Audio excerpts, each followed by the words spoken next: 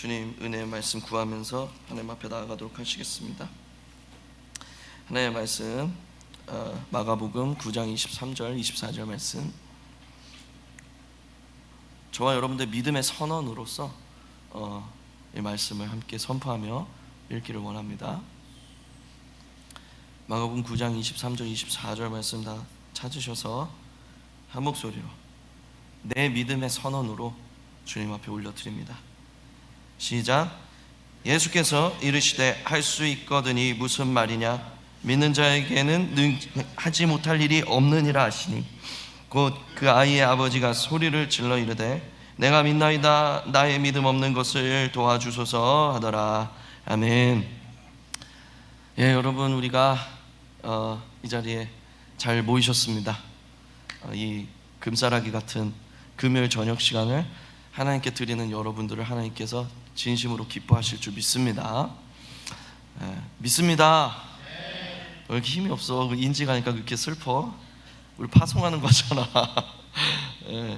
우리도 담대한 믿음으로 주님 딸을 보냅니다. 이런 강하고 담대한 마음 가지시길 바랍니다. 아멘. 그동안 우리가 몇 주 동안 살폈던 영적 원리들 에 대해서 함께 잠깐 리뷰할게요. 이게 시리즈 설교다 보니까 자꾸 리뷰를 할 수밖에 없네요. 그렇죠? 아주 최대한 간단하게 리뷰를 해보도록 하겠습니다.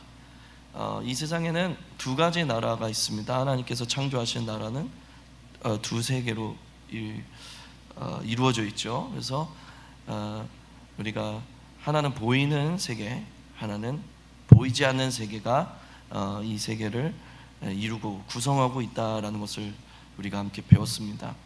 이 보이지 않는 세계는 영적 세계고요, 보이는 세계는 우리가 살고 있는 이 물질 세계라고 할 수 있죠. 그런데 특이하게도 이 보이는 세상과 보이지 않는 세계가 거의 만나지 않고 이렇게 평행을 이루면서 가는데, 특이하게도 온 우주 가운데에서, 모든 피조물 가운데서 유일하게 인간만이 영과 혼과 육으로 지어져서 이 보이지 않는 세계와 보이는 세계를 함께 살아갈 수 있는, 함께 접속할 수 있는 그런 아주 특별한 존재로 지으심을 받았다라는 것을 우리가 나누었습니다. 그래서 우리가 어떤 혼의 요구에 계속 이 응답을 하고 반응을 하고 순종을 하게 되면 혼이 강화되고, 그래서 상대적으로 영이 약화되어서 우리가 혼적인 삶을 살아갈 수밖에 없다. 반대로 영의 요구에 계속 우리가 순종을 하게 되면 영이 강해짐으로써 혼이 약화되고, 이 성령의 다스리심에 우리가 순종하며 살아갈 수 있는 영이 강한 사람, 성령의 사람이 될 수 있다라고 이렇게 나누었습니다. 그래서 우리가 이 영과 혼의 어떤 특징들을 함께 살펴보면서 영에 순종하는, 영의 어떤 특징에, 영의 작용에 자꾸 반응할 수 있는 힘을 키우는 그런 연습을 하도록 우리가 도전했었죠.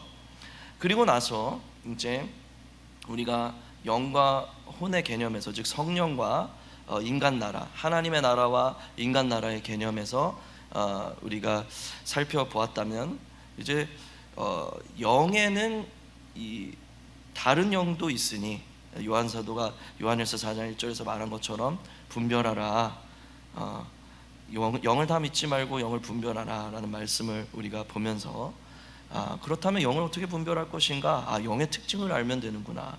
그래서 영의 특징은 무엇이라고 했습니까? 그게 성령이든 악령이든 결국 그 영이 사람에게 영향을 주기 시작하면 그 마음에 갈망을 일으키는 방식으로 역사를 한다. 그래서 어떤 영이든 그 동일한 특징이 갈망을 일으키는 특징을 가지고 있기 때문에 우리가 영을 분별한다는 것은 우리가 품고 있는 이 갈망이 무엇인가를 보면 우리가 잘 알 수 있다. 그래서 우리가 진짜 성령을 받으면 하나님을 향한 갈망이 막 넘쳐 흐르는 거죠. 우리가 뭐 음란의 영을 영향을 받게 되면 그 음란함에 대한 갈망이 자꾸 생기는 거고, 이 만몬신의 영향을 받게 되면 이 돈에 대한 어떤 갈망이 계속 일어나는 거죠. 그래서 그런 갈망을 통해서 역사하면서 그 갈망을 넘어서서 그 갈망을 통해 인생의 목적을 바꾸고, 그 인생의 목적이 변화됨으로써 행복의 기준이 바뀌고, 행복의 기준이 바뀜으로써 그 사람이 그 영에 사로잡히도록 만드는 것. 그래서 전에는 돈을 사용하는 존재로 하나님이 지으셨으나 돈에 끌려다니는 인생이 되고 마는 그런 영의 작용들에 대해서 우리가 보았습니다. 그래서 이것이 곧 영적 전쟁이고, 이것을 제 스승이신 송일설 교수님께서는 하나님 나라, 인간 나라, 그리고 마귀의 나라, 이 3등분으로 이제 이 세상 구조를 설명을 하시면서 우리가 처음에 보았던 그림, 보이는 세계, 보이지 않는 세계, 이 그림에서 이제 한 가지가 더 들어오게 되는 거죠. 이 사이에, 이 보이는 세계와 보이지 않는 세계 사이에 이 공중이라는 영역에 마귀의 나라가 자리 잡고 있는 것입니다. 그래서 다니엘서에서도 보면 이 가브리엘이 받은 응답을 가지고 다니엘에게 향하다가 이 공중에서 자리 잡고 있는 바사의 왕이라는 마귀의 권세에 막혀서 21일 동안 이 영적 전투가 치열하게 벌어지게 되죠. 그래서 그 전쟁 끝에 이 응답이 지상에 있는 다니엘에게 가게 되는 그런 장면을 보면서 우리가 진짜 하나님의 나라를 이 땅에 구현해낼 수도 있는 존재이지만 마귀의 나라를 이 땅에 구현해낼 수도 있는 존재, 그런 존재로서 우리가 이 땅에 존재한다는 것을 우리가 보게 되었습니다. 그래서 우리가 이 하나님의 나라를 구현해내는 하나님 나라의 통로로서 기능하기 위해서 우리가 진짜 갈망을 가지고 기도해야 된다 그랬어요. 하나님 나라를 향한 갈망을 가지고 기도를 해야 돼요. 그리고 두 번째는 거룩해야 된다 그랬습니다. 우리가 하나님의 통로이기 때문에 통로인 우리가 중요하다고 했어요. 그래서 우리가 깨끗한 그릇, 즉 거룩한 사람이 되어야 이 하나님의 나라가 우리를 통해서 이 땅에 구현될 수가 있는 거죠. 그래서 이 땅에 구현된 것들은 다 그냥 이 땅에 생겨난 것들이 아니라 이 영적인 세계에 보이지 않는 세계의 것들이 우리라는 매개체를, 우리라는 통로를 통해서 이 세상에 구현된 것들이라고 했습니다. 단지 사상이 아니라, 단지 그런 시스템이 아니라 이 모든 것들이 다 보이는 세계에 이 보이지 않는 것들이 우리라는 통로를 통해서 구현된 결과물들이라고 한 거죠. 그래서 뭐 공산주의, 뭐 동성애, 여러 가지 어떤 사상과 철학과 이 세상에 보이는 여러 가지 것들이 다 이 보이지 않는 세계에서 이 보이는 세계로 이제 우리라는 매개체, 우리라는 통로를 통해서 이 땅에 구현된, 가시적으로 구현된 결과물들이라고 했습니다. 그래서 이 영적인 것들을 이 물질 세계에 구현해내는 우리라는 존재가 너무 중요하기 때문에 그 통로로서 우리가 거룩한 상태를 유지해야 된다라고 했던 거죠. 그래서 우리가 이 통로로서의 중요성을 오늘 우리가 더 심화적으로, 그렇다면 우리가 어떻게 거룩하게 우리 깨끗한 그릇으로 우리 자신을 준비해 나갈 것인가에 대한 어떤 좀 더 자세한 이야기들을 나누려고 합니다. 그래서 하나님의 것이 이 땅에 임할 때 놀라운 일들이 벌어진다고 했잖아요. 그래서 이 물질 세계도 원리가 있죠. 이 보이는 세계는 물리학적으로 이 중력이라는 힘을 중심으로 이 시공간이 구성된 것이라고 했습니다. 마찬가지로 하나님의 나라, 보이지 않는 하나님의 나라도 이 하나님이라는 능력을 중심으로 이 구성된 시공간이 바로 하나님의 나라라고 했죠. 그래서 하나님의 능력은 무소불위하기 때문에 이 하나님의 나라가 이 보이는 세상에 우리를 통해서 임하기 시작할 때 이 무소불위한 하나님의 어떤 능력이 나타나는 거예요. 이 땅의 원리, 이 땅의 법칙들, 이것들을 다 무효화시키고 하나님의 나라가 우리를 통해서 임하는 그 순간만큼은, 그 시간만큼은, 그 자리만큼은 이 물리적인 세계 원리가 통용되지 않고 하나님 나라의 원리가 통용되는 거예요. 그래서 무소불위한 하나님의 능력이 나타나서 그 하나님의 나라가 임하는 그곳에서 홍해가 갈라지는 거고, 하나님의 나라가 임하는 그곳에서 병이 고쳐지는 거고, 하나님의 나라가 임하는 그곳에서 불가능이 가능케 되는 그런 역사가 일어나게 된다라는 것을 배웠습니다.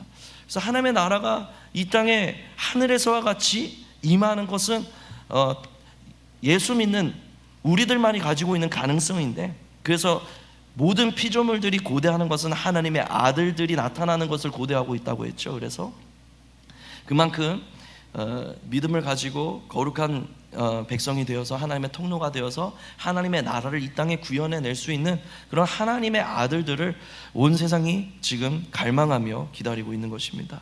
그래서 우리가 하나님의 나라의 통로로서 이렇게 구별되고 준비되는 게 정말 중요한 거죠.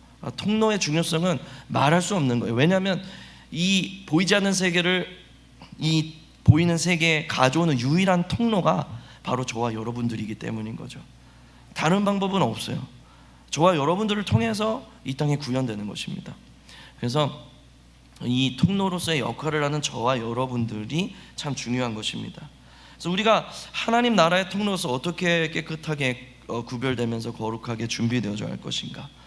먼저 이 두려움을 제거해야 합니다. 깨끗한 그릇은 무언가를 비운다는 얘기잖아요. 무엇을 비워내야 합니까? 두려움을 먼저 비워내야 돼요. 두려움을 제거해야 합니다. 그래서 여러분, 정말 위대한 하나님의 선지자 중 한 명이 엘리야였잖아요. 얼마나 대단한 사람입니까? 그냥 이 바알과 아세라 선지자 수백 명 앞에서 하나님의 이름을 선포하고 하나님의 능력을 행하고 그렇게 강하고 담대한 사람이 바로 엘리야였는데, 이 엘리야의 마음속에 두려움이 찾아오니까, 이 두려움에 사로잡히니까 이 엘리야가 어떻게 됩니까? 태도가 완전히 바뀌어요.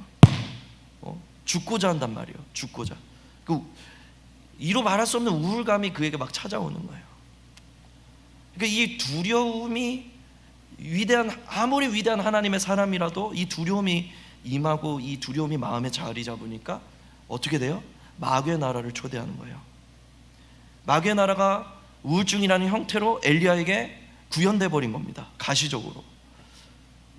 그래서 이 두려움이라는 것은 마귀의 나라를 구현해내는 통로가 되고, 그리고 아무리 고상하게 잡아도 인간 나라의 수준에 우리를 머물게 만드는 거예요.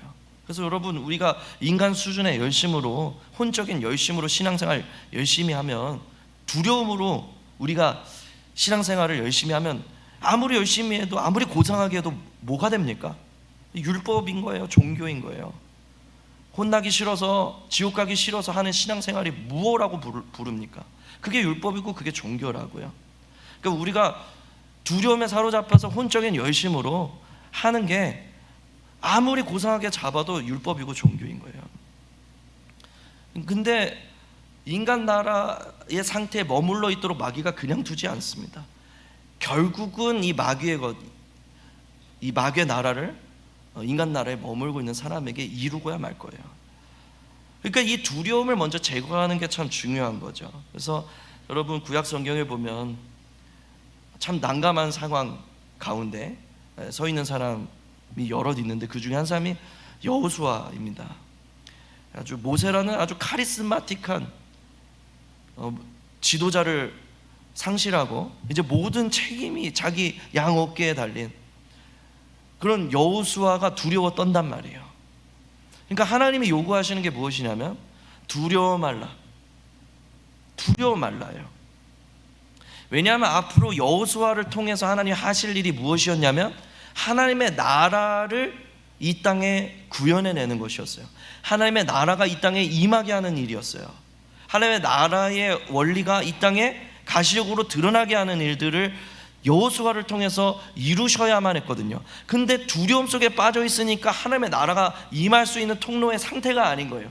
그러니까 이 두려움을 먼저 제거해야 됐던 거죠. 그래서 두려워하지 말라라고 말씀하시는 거예요. 여호수아를 통해서 하나님 어떤 일을 해야 했습니까? 요단을 건너야 됐고, 요단강이 갈라져야 했고요, 아얄론 골짜기에 해가 멈춰서야 했습니다. 여러분, 해가 멈춘다는 건 무엇을 뜻합니까? 여러분, 만약에 해가 지금 멈추잖아요? 그러면 지구 멸망이에요. 쓰나미가 온 세상을 덮쳐서 다 멸망해 버릴 거예요. 근데 그 물리적인 이 보이는 세상의 이 물리의 법칙이 완전히 무효화되고 하나님의 능력이 임해서 해가 실제로 멈춰버리는 그런 하나님 나라의 일을 여호수아를 통해서 나타내셔야 되는데, 그 통로로 지금 선택받은 여호수아가 마음속에 두려움이 있으니까 하나님 먼저 하시는 작업이 무엇이냐면 그 통로를 깨끗하게 하는 거. 그 작업이 무엇이었냐면 두려움을 제거하는 거예요. 두려움을. 그래서 여러분, 두려움은요, 많은 사람들이 착각하기를 두려움은 감정이라고 생각합니다. 그래서 그냥 쉽게 받아들여요. 아, 나 지금 두렵구나, 나 지금 무섭구나. 두려움을 쉽게 자기 감정으로 받아들인단 말이에요. 그런데 두려움은 감정이 아닌 거예요. 두려움은 영적 문제인 거예요. 하나님의 나라의 임재를 하늘에서와 같이 땅에서도 이루어지게 되는 그 일을 가로막는 그 일이, 그 영적 역사가, 그 영적 대적이 바로 두려움이라는 것입니다. 그래서 두려움은 감정이 아니라 영적 전쟁으로 대응해야 되는 거예요. 받아들일 게 아니라 대적해야 되는 것입니다. 물리쳐야 되는 거예요. 그래서 두려움에 반응하고 두려움에게 먹이를 주기보다 그 하나님을 바라보는 시간이 필요한 거죠. 그래서 여러분, 엘리야가 도단성에 있을 때 어떤 일이 벌어졌습니까? 이 적군이, 아람 군대가 엘리야를 둘러쌌어요. 근데 이 보이는 적군 너머에 눈이 열리고 보니까 불말과 불병거가 가득한 거예요. 잠시 이 보이는 상황, 이 두려운 상황에 내가 먹이를 주는 것을 거부하고 하나님을 바라보는 시간이 우리에게 필요한 거죠. 시간을 되돌릴 수는 없어도 우리가 잠시 멈출 수는 있다고요.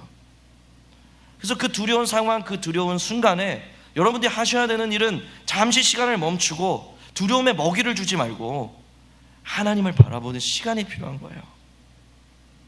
그래서 하나님을 바라보면 우리에게 무엇이 찾아옵니까? 평안. 이 평안이 굉장히 중요한 지표입니다. 그래서 로마서 8장 말씀은 영의 생각은 생명과 평안이라고 우리에게 선포하고 있는 거예요. 그래서 이 평안이 굉장히 중요한 지표예요. 요한복음 20장 19절 22절 말씀을 보면요, 어떤 상황이 있냐면, 제자들이, 유대인들이 무서워서 집안에 콕 처박혀가지고 문을 걸어 잠그고 있습니다. 사람의 눈이 너무 두렵고 해코지 당할까 봐 너무 무섭고, 그래서 문을 걸어 잠그고 방구석에 처박혀 있었단 말이에요. 근데 주님께서 어떻게 문을 열고 들어오셨는지, 그들 사이에 걸어 들어오셔서 말씀하시기를 평안하라는 거예요. 평안을 얻으라, 평안을 얻으라. 그리고 나서 하시는 말씀이 성령 받으라였어요. 무슨 말이에요? 평안이 와야 성령이 뚫리는 거예요. 평안이 와야 성령의 길이 뚫리는 거예요.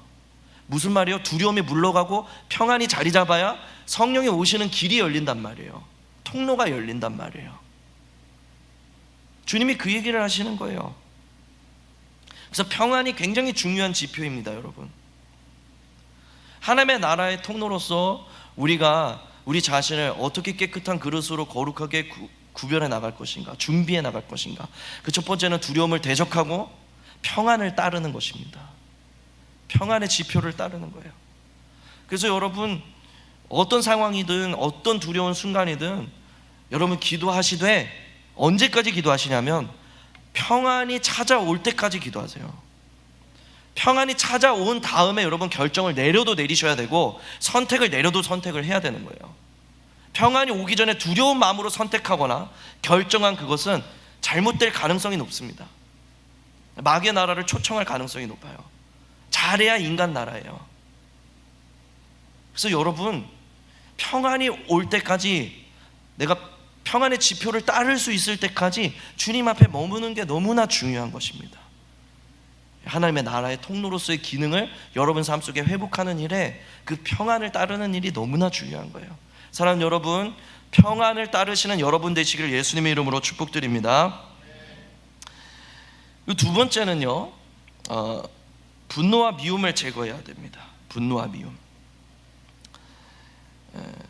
여러분, 이 분노와 미움이 마귀 나라와 인간 나라의 연료가 돼요.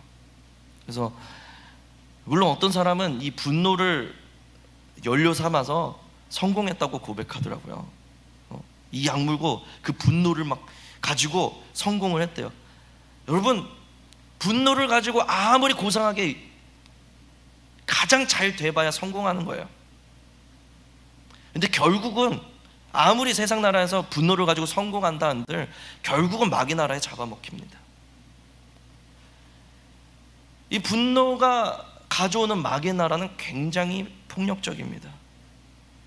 겉으로는 어떤 정의를 부르짖을 수 있어요.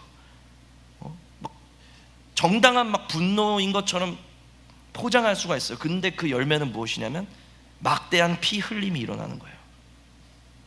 지구의 역사상 그런 일들이 비일비재했습니다. 겉으로는 굉장히 정당한 분노인 것 같았지만 그 일들의 열매를 보면 막대한 피 흘림이 일어나는 거예요. 그게 분노를 타고 임하는 마귀의 나라의 어떤 실체인 겁니다. 보이지 않는 마귀의 나라가 이 땅에 구현되는 그런 모습이에요. 그래서 이 분노를 우리 가운데 제거해야 돼요. 분노를 우리 가운데에서. 여러분, 이 분노를 가장 멋지게 극적으로 제거하신 분이 누구셨습니까?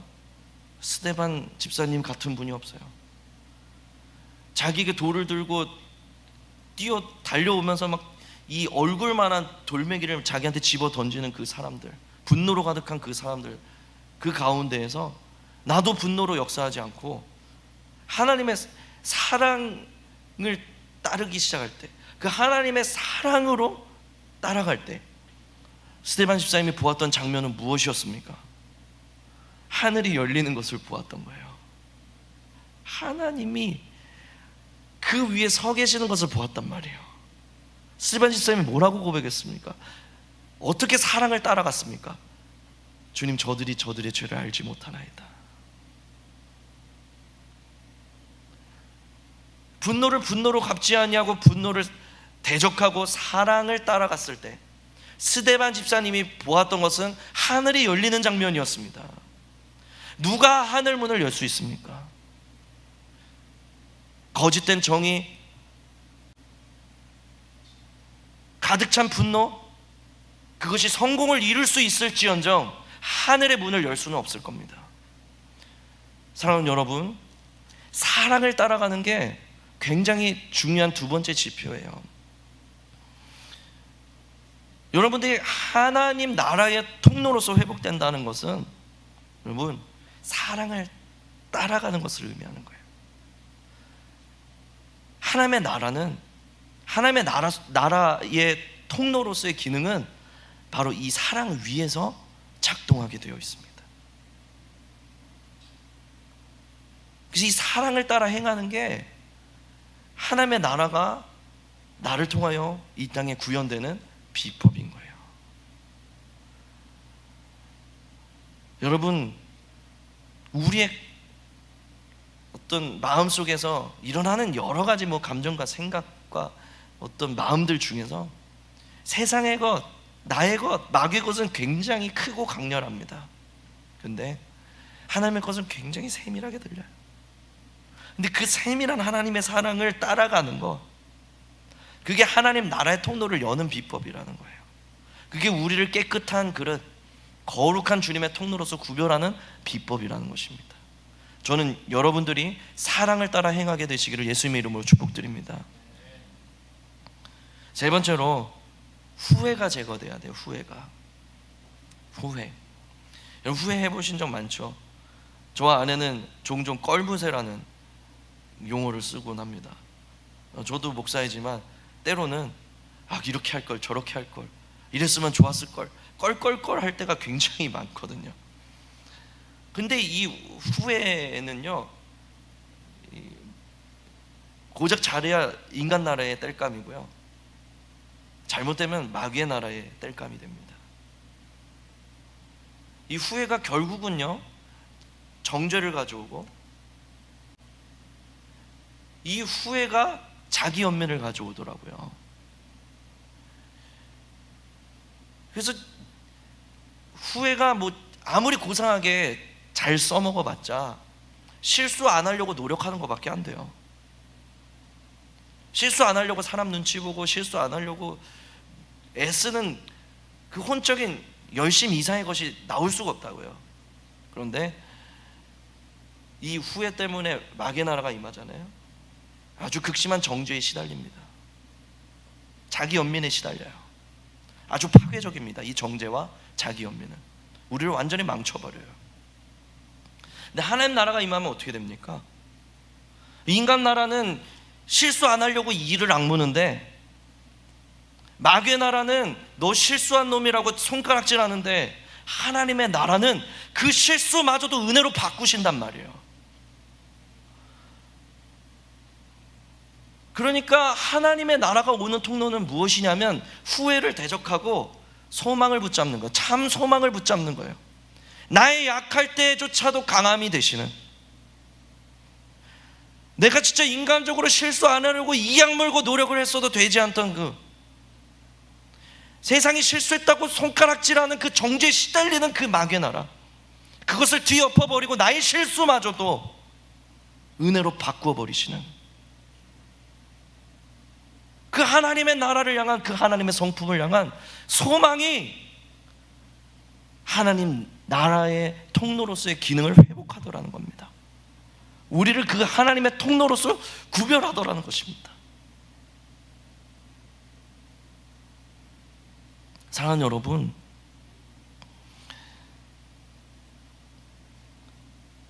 실수 안 하려고 애쓰는 거 중요하죠.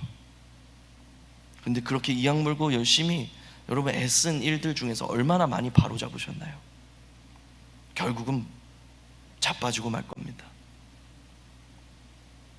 내 열심을 뛰어넘는 하나님의 은혜만이 우리를 온전케 하시는 거예요. 그러니까 하나님의 나라가 하늘에서 같이 우리 보이는 이 세상에 임한다는 것은요, 아주 강렬한 어떤 물리의 법칙을 벗어나는 막 그런 역사를 포함하지만 우리 삶의 아주 실천적이고 실제적인 모든 부분들을 다 포함하는 거예요.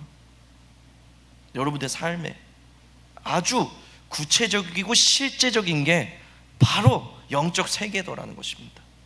이 영적 세계라고 하니까 사람들이 되게 추상적인 개념으로 생각을 한단 말이에요.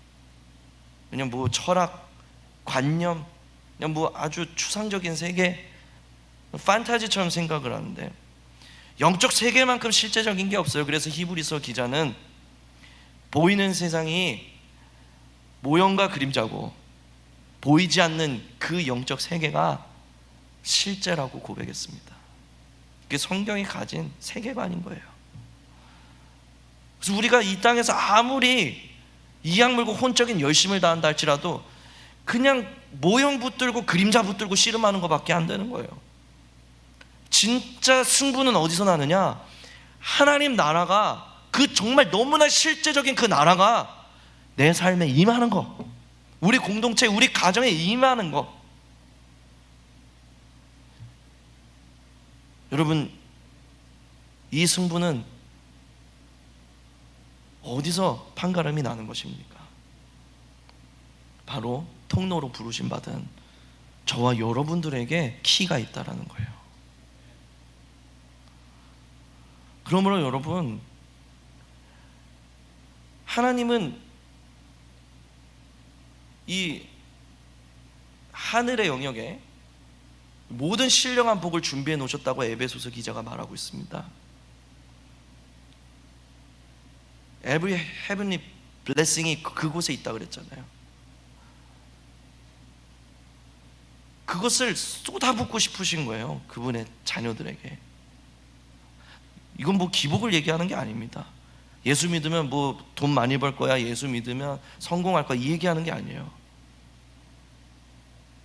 영적인 그 놀라운 부요가, 그 넘치는 생명력이, 사단이 어떻게 할래야 할 수 없는 그 살아 움직이는 그 넘치는 생명력이, 인간이 태초에 창조됐던 그 원형의 인간들이 누렸던 그 넘치는 생명력이, 죽음이 감히 범접할 수 없었던 그 생명력이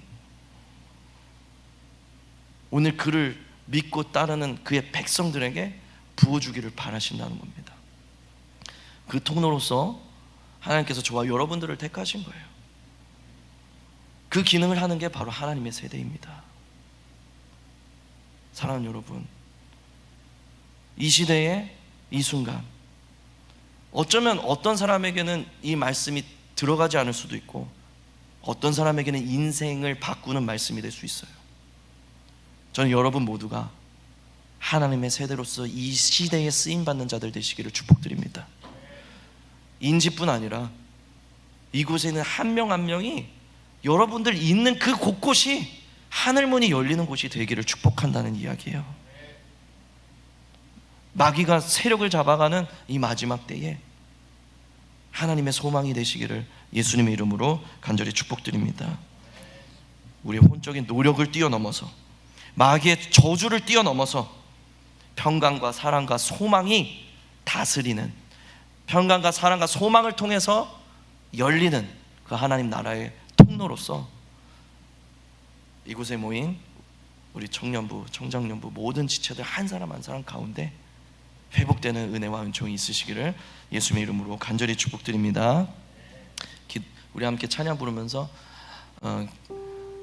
기도 인도하겠습니다.